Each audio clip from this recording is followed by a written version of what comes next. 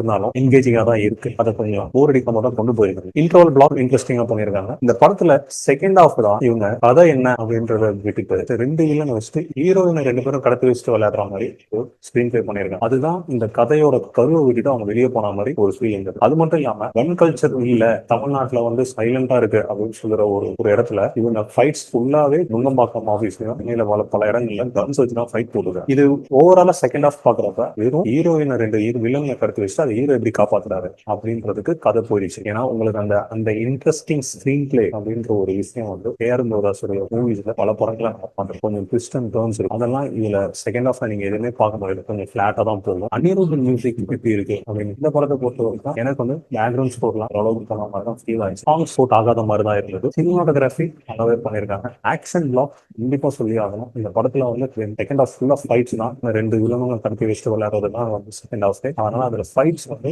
ரொம்ப ஸ்ட்ராங்கா பண்ணியிருக்காங்க, ரொம்ப நீட்டா பண்ணியிருக்காங்க, ஷார்ப்பா பண்ணியிருக்காங்க. ஓவராலா இந்த படத்தை வந்து ஒரு ஆவரேஜ் வாட்ச் தான் இது. மீண்டும் உங்களை அடுத்த ஒரு கண்டனோட மீட் பண்றேன். சேனல் பிடிச்சிருந்தா லைக் பண்ணுங்க, சப்ஸ்கிரைப் பண்ணுங்க, பெல் ஐகானை பிரஸ் பண்ணுங்க. இது இந்த படத்துலயுமே வர ஒரு டைலாக் தான். மீண்டும் உங்களை அடுத்து ஒரு கண்டனோட பண்றேன். நன்றி.